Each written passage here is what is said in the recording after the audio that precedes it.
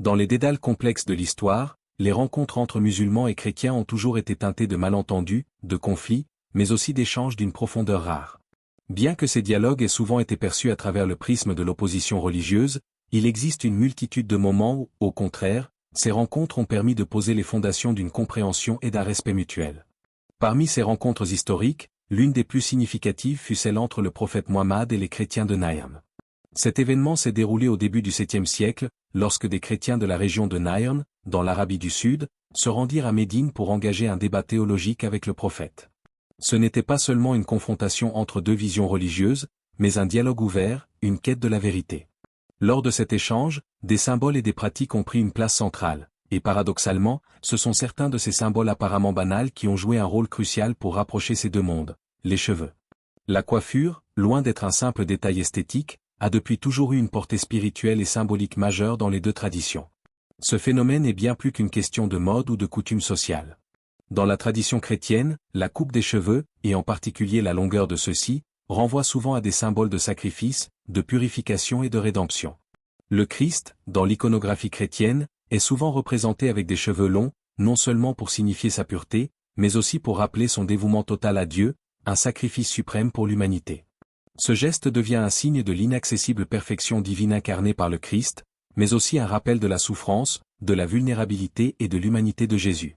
Pour les musulmans, en revanche, la question des cheveux et de la barbe est liée à une toute autre vision spirituelle. Le prophète Muhammad a laissé ses cheveux et sa barbe non coupés, un choix qui allait bien au-delà de la simple observation d'une mode arabe de l'époque. Il s'agissait d'une démarche religieuse et spirituelle profonde, marquée par la simplicité et l'humilité. La coiffure du prophète, tout comme son vêtement modeste, n'était pas une affirmation de richesse ou de statut, mais un symbole de soumission à Dieu. Pour les musulmans, la barbe et les cheveux non coupés sont devenus des symboles de la foi, de l'imitation du prophète et de la modestie spirituelle. Les chrétiens et les musulmans ont donc, à travers les siècles, développé des significations différentes autour d'un même attribut humain, la coiffure. Mais au-delà des différences, ces choix symboliques étaient en réalité des points de rencontre. Le prophète lui-même avait invité ses compagnons à adopter une coiffure qui s'inspirait de ses gestes et de ses habitudes. Ce qui semble être une simple question de mode dans un premier temps, s'avère être, à la lumière de la foi, un acte de dévotion, un moyen de se connecter à l'exemple divin incarné. Dans l'histoire des rencontres entre chrétiens et musulmans, les divergences dans la manière de porter les cheveux prennent une dimension nouvelle lorsque l'on considère que chaque tradition a cherché à faire de ce geste un moyen de se rapprocher de l'idéal divin. Si pour les chrétiens, la coupe des cheveux représente un sacrifice de soi et une image de rédemption, pour les musulmans, l'entretien des cheveux et de la barbe devient un acte de fidélité à l'exemple du prophète, un acte symbolique de soumission à la volonté divine. Cette différence fondamentale n'est pas anodine. Elle révèle des visions du monde et des conceptions profondes du divin qui ne se contentent pas d'être des coutumes superficielles. Le docteur Zakir Naik, dans ses analyses, fait souvent remarquer que ces symboles ne sont jamais anodins. Chaque geste, chaque choix vestimentaire, chaque habitude physique devient un reflet de la théologie sous-jacente, des principes spirituels et des idéaux religieux. Ce n'est pas une simple question de beauté ou de tendance. La manière dont les chrétiens et les musulmans choisissent de porter leurs cheveux est intrinsèquement liée à leur conception du rapport à Dieu. En ce sens, ces différences ne sont pas des obstacles, mais des invitations à mieux comprendre les racines profondes des pratiques religieuses, leur évolution et leur signification. Ce n'est pas un hasard si les symboles se croisent et se frôlent tout au long de l'histoire des deux religions. Là où le christianisme mettait l'accent sur la souffrance et la rédemption à travers la croix et ses symboles, l'islam, tout en maintenant sa vision unique de l'unicité divine, introduit une nouvelle forme de spiritualité, centrée sur l'humilité et la soumission au divin, des valeurs également exprimées par la manière dont on se présente au monde, y compris à travers la coiffure. Ainsi, dans les rencontres entre chrétiens et musulmans, la question de la coiffure devient un terrain de débat, mais aussi d'échange, une opportunité pour transcender les malentendus et s'engager dans une réflexion plus profonde sur ce que chaque religion cherche à incarner à travers les symboles les plus quotidiens de la vie humaine. Chaque choix, chaque geste, même celui de porter ses cheveux d'une certaine manière, devient alors une façon de chercher, d'affirmer, ou de redéfinir ce qui est sacré. C'est là que réside toute la richesse et la complexité des rencontres entre ces deux grandes traditions spirituelles. Le Tawhid, concept fondamental de l'islam, représente l'essence même de la foi islamique, l'unicité absolue de Dieu. Dans cette vision, Dieu est un, sans équivoque, sans division ni partage. Il est le Créateur, le Souverain, le seul digne d'adoration. Cette unicité ne se limite pas à un concept abstrait, elle imprègne tous les aspects de la vie du musulman, y compris ses actes les plus quotidiens, comme la manière de se vêtir et de se coiffer. L'islam, fidèle à ce principe fondamental, refuse catégoriquement toute forme de compromis concernant l'unité divine, et cette logique se reflète dans des choix qui peuvent sembler anodins, mais qui, en réalité, sont des actes de foi. Le Coran lui-même, dans un verset puissant et concis, nous rappelle cette vérité essentielle: il n'y a pas d'autre divinité que lui, le seul, l'unique. Coran 112, 1, ce verset ne se contente pas de définir Dieu, il en souligne l'unicité absolue, l'impossibilité de partager cette divinité avec quelque chose ou quelqu'un d'autre. Dans la vie du croyant, chaque geste, chaque choix, qu'il soit spirituel, social ou même esthétique, doit être une réflexion de cette unité. C'est là toute la beauté et la rigueur du Tawhid, tout acte est, en quelque sorte, un acte de foi. Dans ce contexte, la symbolique de la coiffure prend une dimension bien plus profonde que ce que l'on pourrait imaginer au premier abord. La barbe du prophète Muhammad, ses cheveux soigneusement entretenus, et même le turban qu'il portait sont des expressions de cette soumission totale à Dieu.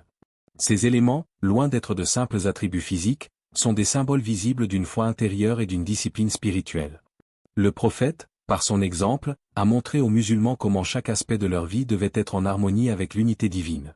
La manière dont il portait ses cheveux et sa barbe était, pour les croyants, une façon de vivre cette unicité.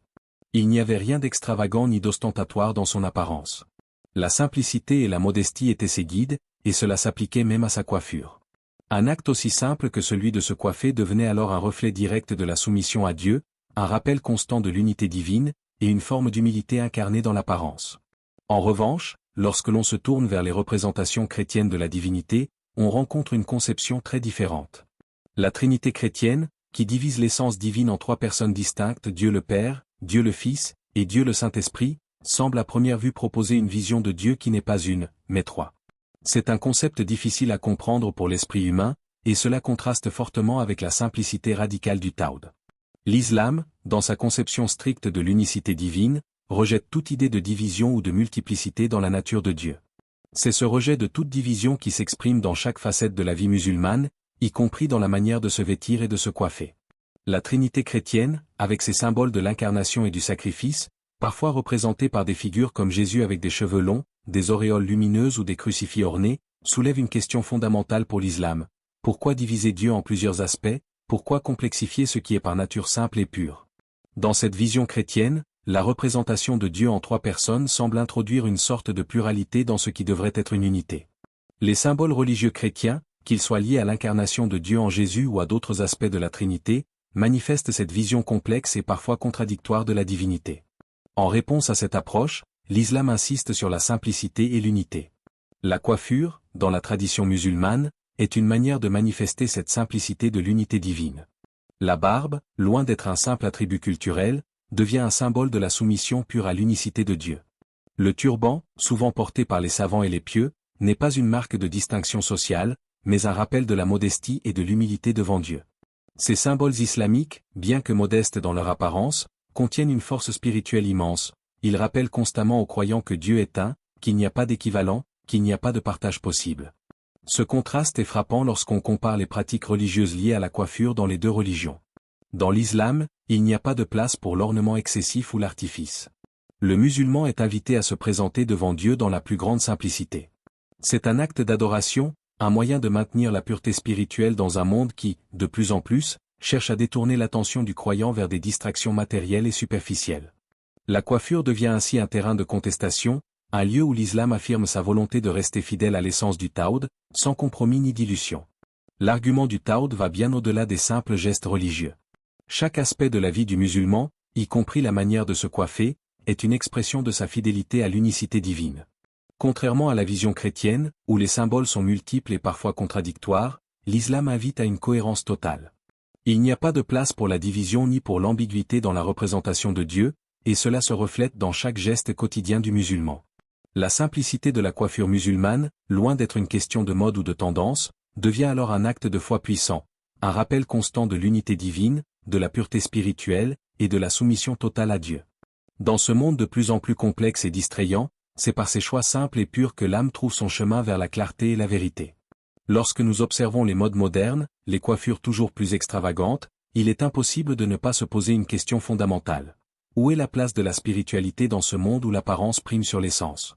Nous vivons dans une époque où l'image personnelle, la façon dont nous nous présentons au monde, semble avoir pris le pas sur notre véritable identité.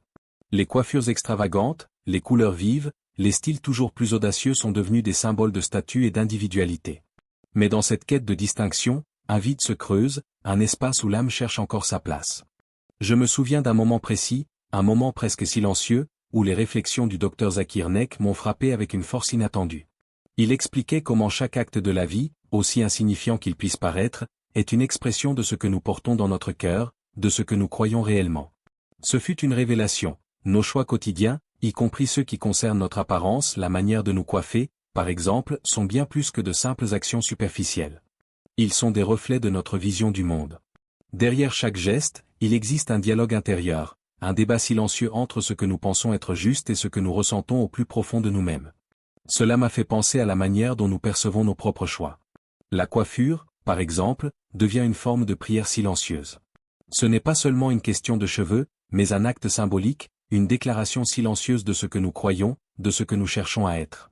Tout comme un acte de prière, qui est un langage corporel pour la foi, chaque geste extérieur, qu'il soit le port de vêtements simples, la coupe des cheveux, ou même la manière dont on porte sa barbe devient une expression de ce qui se passe à l'intérieur de nous.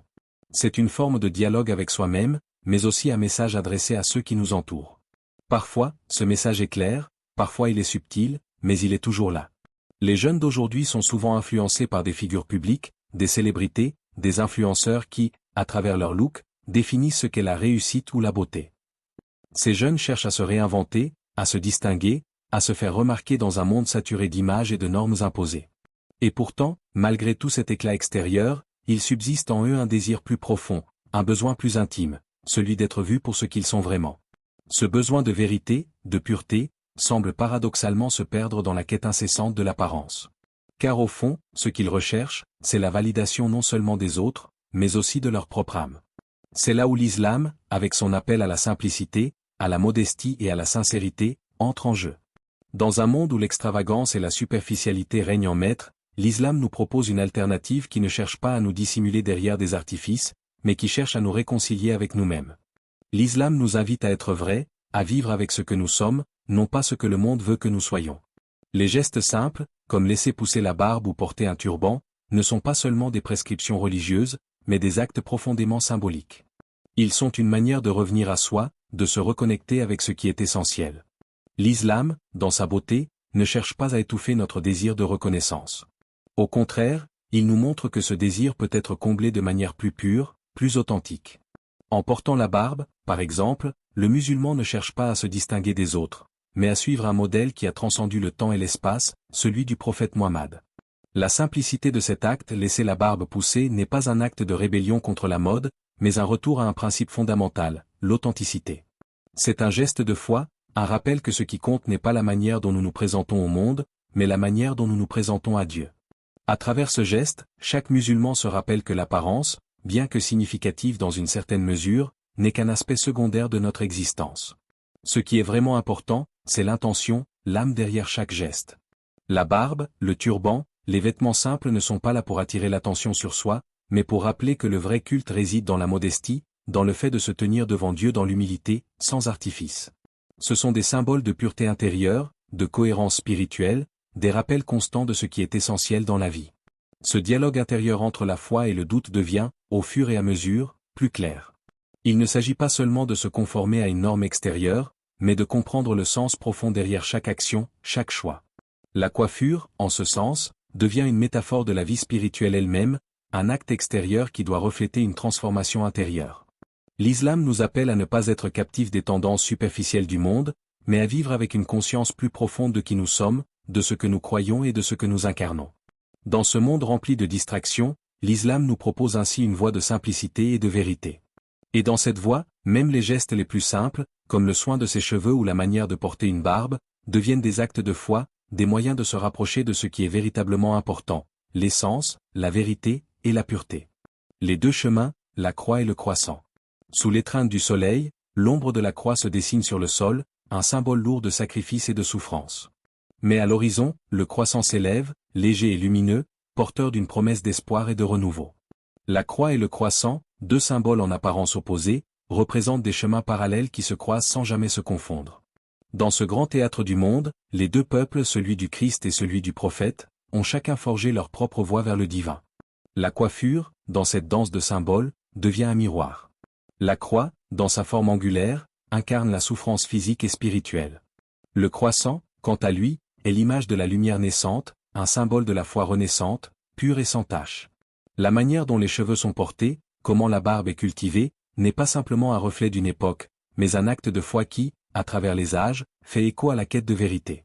L'image de l'homme qui se couvre la tête avec un voile ou qui laisse sa barbe pousser symbolise une soumission à Dieu, une volonté de vivre une vie alignée avec les principes spirituels. C'est un acte silencieux de défiance face aux tendances superficielles d'un monde qui cherche à tout faire briller mais qui oublie la véritable lumière, celle qui émane du cœur.